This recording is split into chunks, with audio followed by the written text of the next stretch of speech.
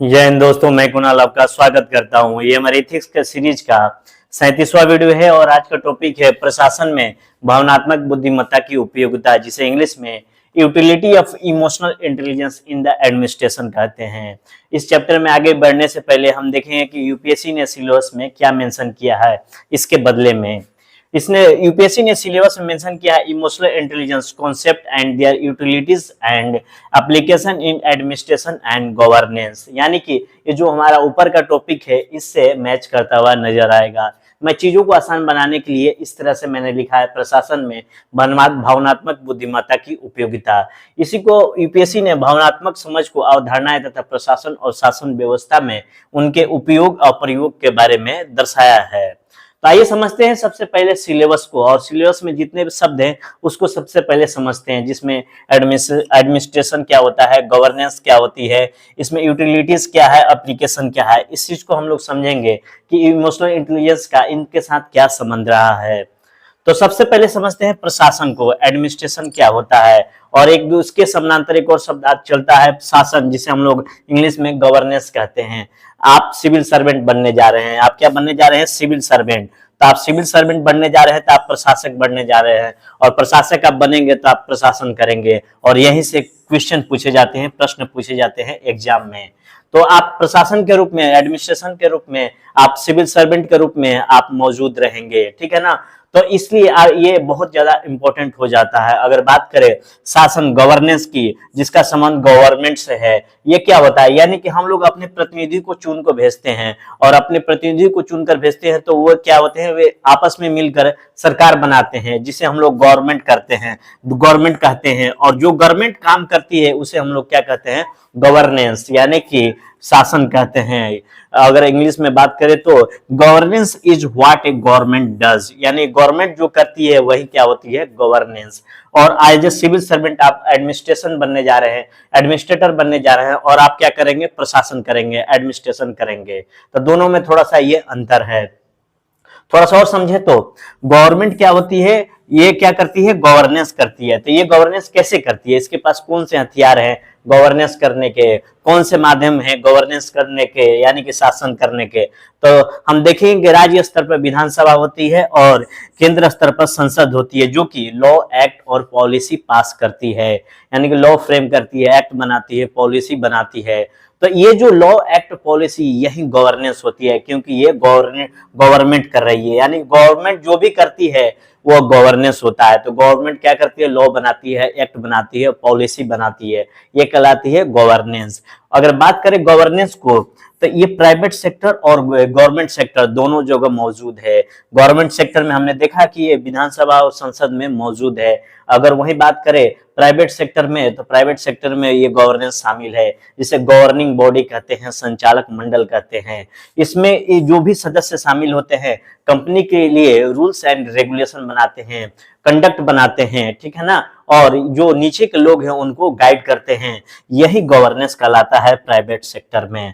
तो जो गवर्नेंस है प्राइवेट और गवर्नमेंट दोनों जगह मौजूद है। आगे समझते हैं कि ये जो एडमिनिस्ट्रेशन क्या होता है, थोड़ा सा गवर्नमेंट के संबंध में।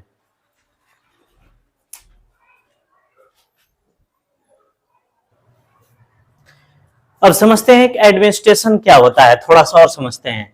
यानी कि जो गवर्नमेंट पॉलिसी, एक्ट और लॉ बनाती है, जिसे हम लोग गवर्नेंस कहते हैं, शासन कहते हैं, ये जो गवर्नमेंट बनाई है इसको लागू करने का जिस पर जिम्मेवारी होता है उसे कहते हैं एडमिनिस्ट्रेटर। यानी कि एडमिनिस्ट्रेशन के अंतर्गत एडमिनिस्ट्रेटर इस गवर्नेंस को लागू करता है, यही दोनों में संबंध है। हालांकि गवर्नेंस बहुत बड़ा टॉपिक है, हम लोग स्पेशल पॉलिटी में पढ़ेंगे।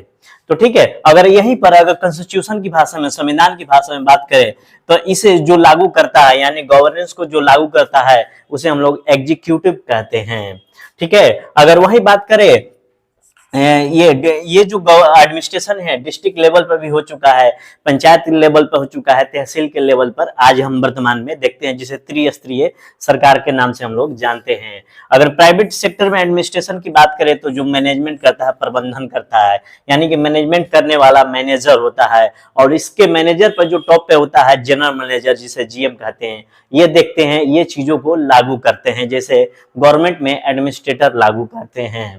अगर गवर्नमेंट सेक्टर में देखें तो जैसे कि प्राइवेट सेक्टर में प्रबंधक के रूप में जीएम मौजूद है, वहीं पर गवर्नमेंट सेक्टर में director, deputy director, joint director और कलेक्टर शामिल होते हैं। सरकार के अंदर ये प्रबंधन का काम करते हैं। ठीक है।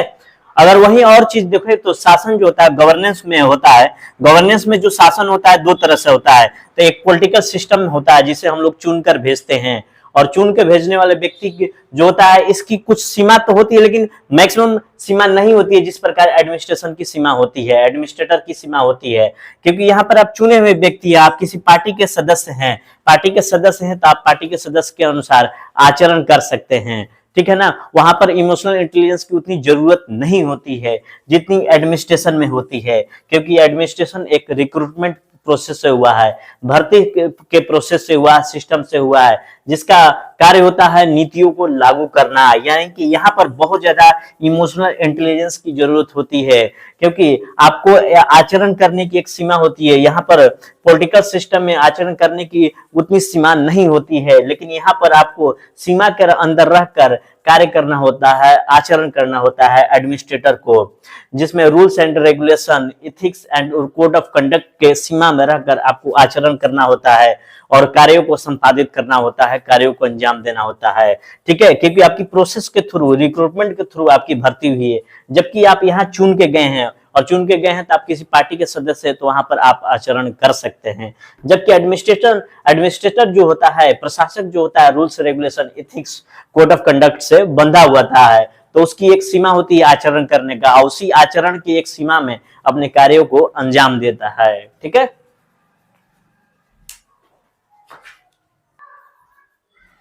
हमारे सिलेबस में दो शब्द मेंशन किया गया, यूटिलिटी जिसे उपयोगिता, जिसके हम लोग अंतर्गत उपयोग को देखेंगे, और एप्लीकेशन यानी कि इमोशनल इंटेलिजेंस का व्यवहारिक उपयोग क्या है, प्रयोग क्या है।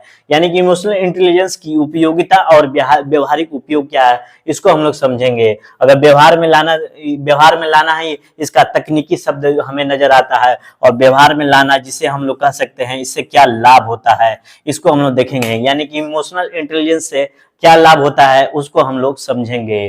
क्योंकि प्रशासन में भावनात्मक बुद्धिमत्ता की उपयोगिता बहुत जरूरी है, क्योंकि आप एज ए सिविल सर्वेंट आपसे बहुत लोग जुड़े रहते हैं। अगर ये सिविल सर्वेंट में इमोशनल इंटेलिजेंस रहेगा तो ये बहुत अच्छे से अपने दायित्वों को लागू कर पाएगा, अपने दायित्वों को संभाल पाएगा, क्योंकि इसका जो संबंध होता है पब्लिक से होता है। तो इसलिए सिविल सर्वेंट को इमोशंस और रूल्स एंड रेगुलेशन को दोनों को मैनेज करके चलना पड़ता है। क्योंकि अगर हम बात करें केस स्टडीज जो आता है, इसका पार्ट बी है जीएस पेपर 4 का, जिसमें आपको फंसाया जाएगा emotions and rules and regulation के बीच में, और इन दोनों के बीच में आप संतुलन करते हुए रचनात्मक कार्य करेंगे, यानी कि पॉजिटिव डिसीजन लेंगे। ये बहुत ज्यादा जरूरी है। अगर बात करें तो इमोशनल इंटेलिजेंस व्यक्तिगत स्तर पर बहुत जरूरी है। इमोशनल इंटेलिजेंस का स्पष्ट रूप से लाभ हमें नजर आता है। अगर आपके अंदर बेहतर इमोशनल इंटेलिजेंस है तो आपके संबंध बेहतर होंगे, चाहे घर हो चाहे बाहर हो। और as a civil servant, as a administrator, आपको पब्लिक से रिलेशन बनाना होता है, तो आपके अंदर इमोशनल इंटेलिजेंस होना ही होना चाहिए। अगर मैं इमोशंस और थॉट्स को दोनों को संतुलित कर लेता हूं तो मेरे संबंध सभी से बेहतर हो जाएंगे, हमारा संबंध स्वस्थ होगा। भावनाओं और विचारों को अगर संतुलित कर लेंगे तो भावनाओं और विचार को संतुलित करके दूसरों को और अपने दोनों को समझ लेते हैं, तो हमारे जो संबंध होते हैं मधुर होने लगते हैं। अगर यही संबंध बिगड़ते हैं तो पति पत्नी में कलह की शुरुआत हो जाती है, जिसमें पुरुष तत्व कभी कभी हावी हो जाता है, कभी पत्नी का तत्व हावी हो जाता है। इस तरह हम देखेंगे जो इमोशनल इंटेलिजेंस एक योग्यता है, और आपके अंदर यह योग्यता है तो आपके सभी से संबंध बेहतर होंगे। एज ए एडमिनिस्ट्रेटर आपका संबंध पब्लिक से है तो आपके संबंध बेहतर होते चले जाएंगे। हम इमोशनल इंटेलिजेंस को मैनेज कर लेते हैं, यानी कि अपनी इमोशंस और इंटेलिजेंस को मैनेज कर लेते हैं तो बहुत सारी मानसिक बीमारियां से बच जाएंगे, जिसमें तनाव और आशंका व्याप्त होती है। तनाव और आशंका जिसके अंतर्गत खत्म सी हो जाती है, और ये मानसिक बीमारियों की वजह से ही बहुत सारी शारीरिक बीमारियां होती है। इससे भी हम लोग बच जाएंगे अगर हम अपने इमोशंस और इंटेलिजेंस यानी थॉट्स दोनों को मैनेज कर लेते हैं तब। एज ए प्रशासक यानी कि एज ए एडमिनिस्ट्रेटर आपके अंदर बहुत ज्यादा इमोशनल इंटेलिजेंस की जरूरत होती है, क्योंकि आप अपने सबऑर्डिनेट को देखते हैं। सबऑर्डिनेट के रूप में बहुत सारे लोग मौजूद होते हैं और उनकी भावनाओं का भी ख्याल रखना पड़ता है। इसलिए आपके अंदर इमोशनल इंटेलिजेंस जरूरी है। अगर आपके अंदर इमोशनल इंटेलिजेंस है तो आप अंदर से शांति महसूस करेंगे, स्थिरता महसूस करेंगे, आप संतुलन में रहेंगे, बहुत सारे निर्णय बेहतर लेंगे।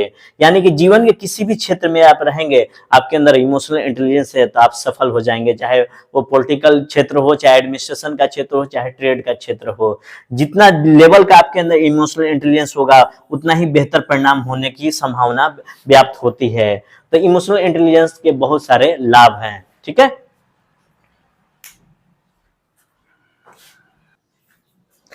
अब देखते हैं कि प्रशासन और गवर्नेंस में होता क्या है और इमोशनल इंटेलिजेंस यहाँ क्यों जरूरी है। अगर आप प्रशासन को बात करें तो यहाँ पर निर्णय लिए जाते हैं, नीतियां बनाई जाती है, और इसी के समानांतर गवर्नेंस में भी यही काम होता है। तो ये प्रशासन गवर्नेंस प्राय तो नहीं, लेकिन काफी कुछ समानता है। दोनों जगह निर्णय और नीतियां बनाई जाती है, यहाँ पब्लिक के लिए काम किया जाता है, जहाँ पर टारगेट ग्रुप पब्लिक होती है। अगर बात करें राज्य अगर लोक कल्याणकारी होती है तो पब्लिक के यहाँ पर पब्लिक का महत्व ज्यादा बढ़ जाता है। तो दोनों जगह स्थितियां लगभग सेम है, तो इसलिए इन दोनों जगहों पर इमोशनल इंटेलिजेंस बहुत ही महत्वपूर्ण होता है, महत्वपूर्ण साबित होता है। इसलिए प्रशासन और गवर्नेंस में इमोशनल इंटेलिजेंस का होना बहुत जरूरी है। अगर बात करें तो प्रशासन जो कि प्रशासन का संचालन प्रशासक करता है, वो पब्लिक के सामने पेश आता है, तो उसके सामने इमोशनल इंटेलिजेंस होना ही होना चाहिए, चाहे वो किसी भी जाति का हो। अगर उसके घर में कोई झगड़ा है, चिंता है, व्यक्तिगत काम है, उसको छोड़कर अगर वो सार्वजनिक स्थान पे आता है तो वो कार्यों को अच्छे से संपादित करना चाहिए, क्योंकि ये सारी चीजें इसकी व्यक्तिगत है, क्योंकि ये पब्लिक एडमिनिस्ट्रेशन का काम कर रहा है, यानी कि सार्वजनिक स्थान पर ये काम कर रहा है। तो ये धैर्यपूर्वक लोगों की बातों को सुनेगा। अगर कोई जाता है इसके पास तो धैर्यपूर्वक लोगों की बात सुनेगा, समझेगा और इमोशंस के गिरफ्त में न आकर एक बढ़िया निर्णय लेगा। ठीक है ना, ये संवेदनशीलता के साथ उस समस्या का निराकरण करेगा जो पब्लिक इसके पास लेकर आई है। ठीक है, यानी कि व्यक्तिगत चीजों को भूलना पड़ेगा एज ए एडमिनिस्ट्रेटर। ठीक है, उसके बाद इन सब चीजों का प्रभाव नहीं पड़ना चाहिए।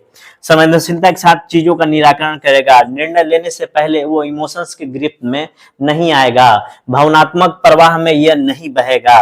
कोई भी काम करेगा वो ठोस प्रक्रिया के अंतर्गत करेगा। अगर ठोस प्रक्रिया नहीं मौजूद है, यथोचित प्रक्रिया में अपनाएगा और आवश्यकता और ध्यान को रखते हुए चीजों को हल करेगा। अगर चीजें हल नहीं होती है तो व्यवहारिक रास्ता निकालेगा। ये रहा इमोशनल इंटेलिजेंस का योगदान। ये सारी चीजें एडमिनिस्ट्रेशन में होगा तो ये प्रक्रिया से एडमिनिस्ट्रेटर गुजरेगा।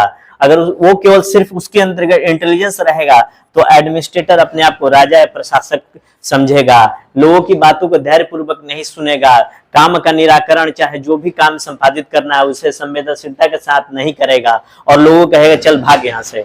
तो ये अगर इमोशनल इंटेलिजेंस है अगर प्रशासक में, तो ये सारी प्रक्रियाओं से गुजरेगा। केवल इंटेलिजेंस है तो ये सारी प्रक्रियाओं से गुजरेगा।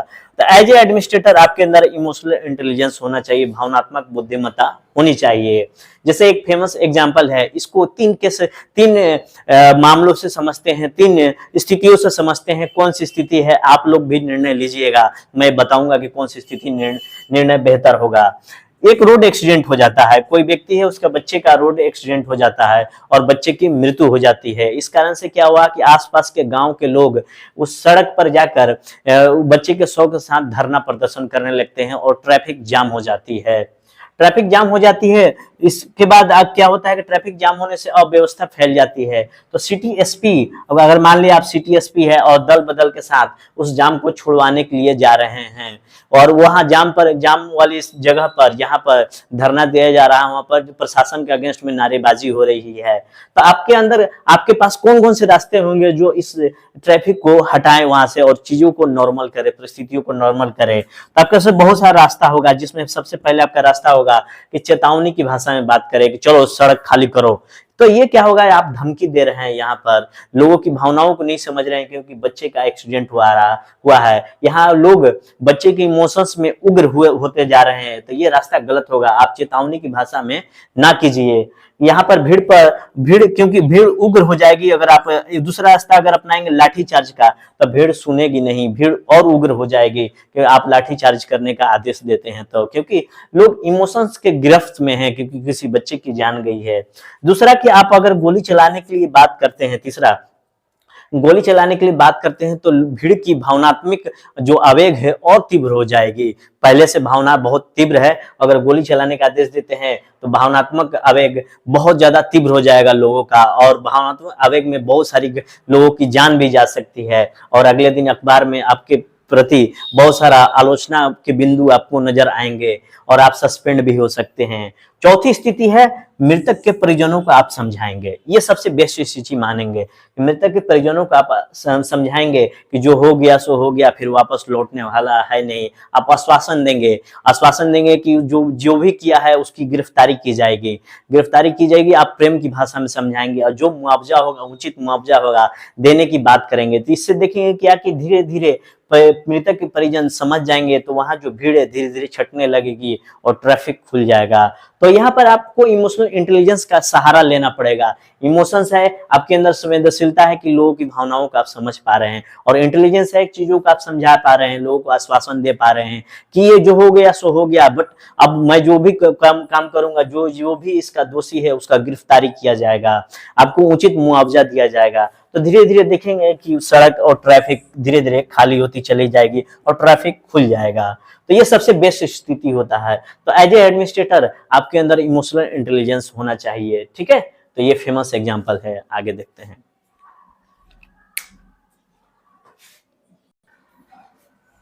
अगर बात करें तो प्रशासन जो होता है लोक कल्याणकारी राज्य लिए हुए रहता है, क्योंकि जो हमारा पॉलिटिकल सिस्टम है लोक कल्याणकारी राज्य के अनुरूप है, यानी कि हमारी जो डेमोक्रेसी है लोक कल्याणकारी राज्य वाली है। तो जो प्रशासन होता है उसके पास बहुत सारी जिम्मेवारियां बढ़ जाती है लोक कल्याणकारी राज्य होने के कारण, क्योंकि भारत में बहुत सारा जाति, धर्म, क्षेत्र, समूह, भाषा मौजूद है, और ये सारे के सारे प्रशासक पर दबाव पर काम करती है, और इसी दबाव के अंतर्गत रहते हुए प्रशासकों को सरकारी योजनाओं को लागू करना होता है, कोष का आवंटन करना होता है। इसके अलावा दबाव समूह की बात करें तो प्रशासकों पर राजनीति का भी दबाव रहता है, क्योंकि राजनीति में पक्ष और विपक्ष होता है जो कि योजनाओं को, कोष को लागू करने में रोड़ा उत्पन्न करते हैं। तो ये सारे का सारा दबाव समूह का काम करते हैं प्रशासकों पर। अगर बात करें तो जनता की बहुत सारी आवश्यकता है, इसको पूरी करनी होती है, पानी, बिजली, स्वास्थ्य, यातायात, ये सारी चीजों को पूरा करना ये प्रशासक पर दायित्व होता है। इसलिए इमोशनल इंटेलिजेंस बहुत ज्यादा जरूरी है, क्योंकि हम देखेंगे कि हमारे समाज में, राज्य में, देश में बहुत ज्यादा अपराध है, आर्थिक विषमता है, ये बहुत सारी चीजें क्या होती है प्रशासकों पर बहुत ज्यादा जबरदस्त दबाव क्रिएट करती है। प्रशासक अंदर से जबरदस्त तरीके से दबाव महसूस करते हैं। ये जो दबाव होता है लेयर बाय लेयर, स्तर बाय स्तर मौजूद रहता है आपके ऊपर एज ए प्रशासक, एज ए एडमिनिस्ट्रेटर।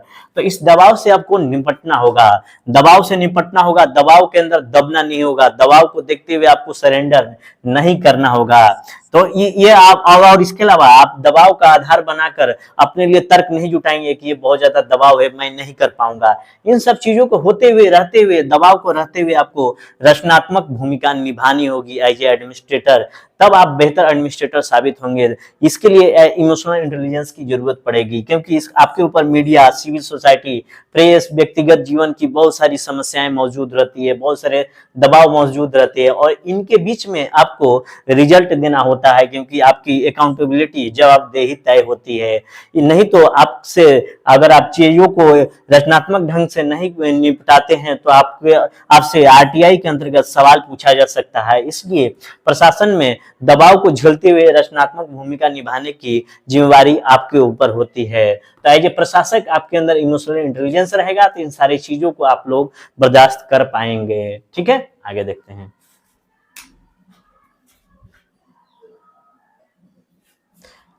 अब समझते हैं कि जो पिछले वाला जो हमने बताया था कि जब तक आपके अंदर भावनात्मक बुद्धिमत्ता नहीं होगी, भावनाओं और विचारों को संतुलित करने नहीं आएगा तो आप अच्छा निर्णय नहीं ले पाएंगे, आप अच्छे सफल प्रशासक नहीं बन पाएंगे, ठीक है ना। तो इसीलिए हम कह रहे हैं कि इमोशनल इंटेलिजेंस जो होता है सफलता की गारंटी होता है। जितनी ज्यादा इमोशनल इंटेलिजेंस उतनी ज्यादा सफलता, यानी कि ईआई समानुपाती होता है सफलता का। और प्रशासक के रूप में आपको बहुत ज्यादा जरूरी होता है, क्योंकि प्रशासन में बहुत ज्यादा गंभीर से गंभीर, कठिन स्थितियां उत्पन्न होती है, परिस्थितियां उत्पन्न होती है, और यहाँ पर आपको परफॉर्मेंस देना रहता है। और परफॉर्मेंस अगर आप बेहतर ढंग से देंगे इन कठिन से कठिन परिस्थितियों, गंभीर से गंभीर परिस्थितियों में, तो आप अच्छे प्रशासक साबित होंगे तो सरकार और जनता आपको अवार्ड देगी। इसलिए सिविल सर्विसेज डे मनाया जाता है। अगर बात करें तो अगर प्रशासक के रूप में आप नेतृत्व करते हैं, लीडर होते हैं, किसी टीम का नेतृत्व करते हैं, आपके नीचे अधीनस्थ रहते हैं और इन अधीनस्थों से आपको काम लेना होता है। ये अधीनस्थ आपके लिए हाथ पैर नाक कान का काम करते हैं, क्योंकि एज ए प्रशासक आप व्यक्तिगत रूप से आपकी एक सीमा है, लेकिन ये अधीनस्थ जो आपके हाथ पैर नाक कान इत्यादि होते हैं ये आपको सीमातीत बनाते हैं, यानी कि सीमाओं से परे ले जाते हैं। अगर अधीनस्थों का आप विश्वास जीत लेते हैं तो अधीनस्थों का सॉरी अगर आप अधीनस्थों का विश्वास जीत लेते हैं तो आपकी जो काम करने की क्षमता है, आपकी टीम के काम करने की क्षमता है वो बढ़ जाती है। लोग जी जान से आपको मदद करने लगते हैं और आपका काम सफल हो जाता है। और एज ए प्रशासक आपके लिए ये बहुत ज्यादा जरूरी है, इमोशनल इंटेलिजेंस, तभी आप अच्छा नेतृत्व कर पाएंगे। आप अधीनस्थों का विश्वास अर्जित कर लेते हैं और विश्वास अर्जित करके उनको प्रेरित करते हैं। इसके लिए आप क्या करते हैं कि जो भी काम है आप स्वयं पहले करते हैं। इससे अधीनस्थ आपके प्रति भावनाओं के माध्यम से जुड़ जाते हैं और उनकी भावनाएं उत्तेजित हो जाती है और अपने जो काम है, अपनी क्षमता है उसको बढ़ा देते हैं और आपका काम सफल हो जाता है। तो इसके लिए आपको स्वयं कदम उठाना पड़ेगा पहले। फिर उसके बाद जो भी सबऑर्डिनेट है उनकी भावनाएं, जरूरतें, अनुभूतियों को समझना होगा। इन चीजों को समझने के साथ आप उनके साथ काम करेंगे तो देखेंगे कि परफॉर्मेंस बेहतर होगा। इसके लिए इमोशनल इंटेलिजेंस, भावनात्मक बुद्धिमत्ता की जरूरत पड़ेगी। अगर पब्लिक सपोर्ट लेना है, चाहे आप प्रशासक हो चाहे राजनेता हो, पब्लिक सपोर्ट के लिए आपको योग्य ईमानदार व्यक्ति होना जरूरी है। नहीं तो कुछ ही लोगों को जानकारी होता है और पूरे शहर में आपके व्यक्तित्व की चर्चा होने लगती है। तो अगर आप योग्य हैं, ईमानदार हैं, कर्मठ हैं, तो अगर पब्लिक ये इतने सारे आपके अंदर गुण है तो आपको पब्लिक सपोर्ट मिलेगा और जो आपका परफॉर्मेंस है, प्रदर्शन है प्रशासन के क्षेत्र में, वो क्लाइमेक्स, ऊंचाई पर पहुंचेगा। और पब्लिक इसके साथ साथ पब्लिक को भी धैर्य के साथ सुनना पड़ेगा, पब्लिक को समझना पड़ेगा। इसके लिए धैर्यपूर्वक पब्लिक की भावनाओं को, पब्लिक के काम को सुनना पड़ेगा। जो आ रहे हैं उनको धैर्यपूर्वक सुनना पड़ेगा, उनकी जरूरतों को ख्याल रखना पड़ेगा, संवेदनशीलता के साथ उनके कामों को निराकरण करना पड़ेगा, बेहतर निर्णय लेना पड़ेगा पब्लिक के समर्थन में, उनकी आवश्यकताओं को ध्यान रखना होगा। अगर आवश्यकताओं का ध्यान रखने के लिए अगर कोई योजनाएं, सरकार की नीतियां नहीं है तो उसके लिए व्यवहारिक रास्ता भी निकालना पड़ेगा, तभी आपके पब्लिक आपको सपोर्ट करेगी और आपका परफॉर्मेंस क्लाइमेक्स पर पहुंचेगा। तो इसके साथ हम कहेंगे कि पब्लिक के साथ आपको जुड़ना होगा। इसके लिए क्या करना होगा कि पब्लिक के साथ जुड़ना होगा, उनके सुख दुख में शामिल होना पड़ेगा, उनके साथ में, उनके त्योहार जो है उनके साथ शामिल होना पड़ेगा। जैसे मान लिया एज ए प्रशासक आप व्यक्तिगत तौर पे कट्टर हिंदू हैं चाहे मुस्लिम है, कट्टर हिंदू और मुस्लिम आपका व्यक्तिगत मामला है, लेकिन जैसे ही ईद और दिवाली आती है आपको अच्छे मन से इन लोगों को विश करना होगा। व्यक्तिगत दुर्भावनाओं को हटाकर, विरोध ईर्ष्या को मैनेज करके, यानी कि सब चीजों को हटाकर अच्छे मन से इन लोगों को विश करना पड़ेगा। दोनों कम्युनिटी के जो भी पर्व हैं, वो चाहे अन्य कम्युनिटी जो भी है, उनको अच्छे मन से विश करना पड़ेगा। तभी लगेगा कि नहीं, ये प्रशासक जो है हमारे लिए खड़ा है, तभी आपको पब्लिक सपोर्ट मिलेगा।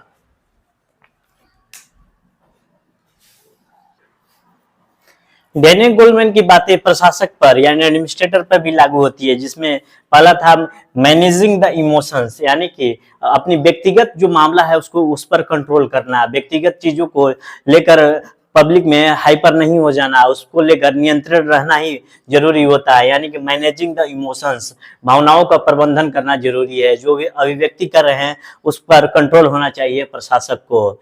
यानी कि प्रशासक को कब, कितना, क्या बोलना है ये बहुत ज्यादा जरूरी होता है। बोलना भी है कि नहीं है ये भी जानना प्रशासक को जरूरी होता है। अगर बोलना भी है तो तमीज से बात करे, भाषा संयमित करके बात करे, या नहीं तो चुप रहें। तो यानी मैनेजिंग द इमोशंस बहुत जरूरी है। है प्रशासक को। डैनियल गोलमैन की बातें प्रशासक पर भी लागू होती है। आप प्रशासक हैं तो ये बहुत ज्यादा महत्वपूर्ण हो जाता है इमोशनल इंटेलिजेंस, क्योंकि आप पब्लिक अफेयर में काम करते हैं। क्योंकि अगर पब्लिक अफेयर में काम करेंगे तो दूसरों के जीवन पर आपका एक्शन का प्रभाव पड़ेगा, इसलिए बहुत ज्यादा जरूरी है मैनेजिंग द इमोशंस। अगर बात करें प्रदर्शन की, अगर अगर मान लिया कहीं पर प्रदर्शन हो रहा है और एज एडमिनिस्ट्रेटर आप वहां पहुंचते हैं और अपनी अभिव्यक्ति के माध्यम से उस प्रदर्शन को नियंत्रित कर लेते हैं, आपके अंदर बहुत अच्छी कला है प्रदर्शन को, अपने अभिव्यक्ति को प्रस्तुत करने के लिए प्रदर्शन के सामने जो भी प्रदर्शन हो रहा है उसके सामने अपनी अभिव्यक्ति को प्रस्तुत करते हैं, कला के माध्यम आपका कला है ये, तो उग्र भाव जो भी है उसकी दिशा को बदल देंगे और उस प्रदर्शन को शांत कर देंगे। ये बहुत ज्यादा जरूरी है मैनेजिंग द इमोशंस के साथ, यानी जो भी आप अभिव्यक्त कर रहे हैं सिविल सर्वेंट में अच्छी अभिव्यक्ति का गुण होना चाहिए। वो ये अभिव्यक्ति ऑफिस के क्षेत्र में और ज्यादा महत्वपूर्ण हो जाती है, जहां पर स्वस्थ कार्य संस्कृति और कार्य करने की स्वस्थ क्रियाकलाप मौजूद होता है। वहां पर अगर आपके अंदर अभिव्यक्ति करने की स्वस्थ परंपरा है, अपनी भावनाओं को नियंत्रित करने की जबरदस्त कला है, तो आपके ऑफिस में स्वस्थ संस्कृति विकसित होगी, कार्य करने की स्वस्थ संस्कृति विकसित होगी और आप खुद मॉडल के रूप में लोगों के सामने पेश होंगे। इसके लिए इमोशनल इंटेलिजेंस की जरूरत है। अगर ईगो से काम लेंगे तो दूसरों के सामने आप आदर्श का काम नहीं करेंगे। एज ए प्रशासक आपको पब्लिक से इंटरेक्ट करना पड़ता है, अधीनस्थों से इंटरेक्ट करना पड़ता है, तो आपको आइडियल बनना पड़ेगा, आदर्श बनना पड़ेगा। इसके लिए इमोशंस को मैनेज करना बहुत ज्यादा जरूरी है और इमोशंस को मैनेज करके रचनात्मक कार्य करना होगा पब्लिक के हित में। अगर आप ये सारे चीज कर पाते हैं तो हम देखेंगे कि आपको सरकार और पब्लिक अवार्ड देती है। सरकार की तरफ से 21 अप्रैल को घोषित किया गया है नेशनल सिविल सर्विसेज डे। इसके लिए ही घोषित किया गया है कि आप कितने अच्छे से अपने कार्यों को संपादित कर पाते हैं, क्योंकि बहुत सारे सिविल सर्वेंट को इस दिन पुरस्कार मिलता है उनके पूरे साल के लिए, पूरे साल में उन्होंने उत्कृष्ट जो काम किया है। तो आपका उद्देश्य जो है उसको भूलना नहीं चाहिए। सिविल सर्वेंट अपने उद्देश्य से को ना भूलें, दायित्वों को ना भूलें। इसके लिए इमोशनल इंटेलिजेंस बहुत ज्यादा जरूरी है। इमोशनल इंटेलिजेंस को मैनेज करना जरूरी है। जैसे कि भगत सिंह होते हैं, भगत सिंह के पास ब्रिटिश सरकार ने कहा था कि आपको फांसी की सजा नहीं दी जाएगी अगर आप माफी मांग लेते हैं, और माफी में क्या होगा कि हाँ चलिए मैं माफी मांगता हूं। लेकिन भगत सिंह ने नहीं माना। उनकी माँ भी आकर कही कि अगर आप फांसी पर चढ़ जाते हैं तो आप बहुत सारे काम नहीं कर पाएंगे, ठीक है ना, आप जीवित रहेंगे तो बहुत सारा देश के लिए काम कर पाएंगे। लेकिन भगत सिंह ने अपने इमोशंस को कंट्रोल किया और अपने उद्देश्यों पर डिगे रहे कि अगर मैं फांसी पर चढ़ जाता हूं तो युवाओं में एक जबरदस्त संदेश जाएगा देश के लिए मर मिटने के लिए, ठीक है ना, देश के लिए अपने सुप्रीम सेक्रीफाइस देने के लिए, देश के लिए कुछ करने के लिए। और उन्होंने फांसी पर चढ़ना स्वीकार किया। आपने यहाँ देख लीजिए, माँ का इमोशंस भी इनको घेर नहीं पाया और अपने इंटेलिजेंस और इमोशंस दोनों को मैनेज करके ये फांसी पर चढ़ गए भगत सिंह। तो वो उनका उद्देश्य था कि लोगों में क्रांति के भाव संचारित करना। तो अपने उद्देश्यों से अडिग रहे, उद्देश्यों पर अडिग रहे, इसलिए भगत सिंह फांसी पर चढ़ गए, ठीक है। और क्योंकि उनके अंदर बहुत जबरदस्त तरीके से इमोशनल इंटेलिजेंस था, उनके अंदर अपने उद्देश्यों के प्रति बहुत ज्यादा लगाव था।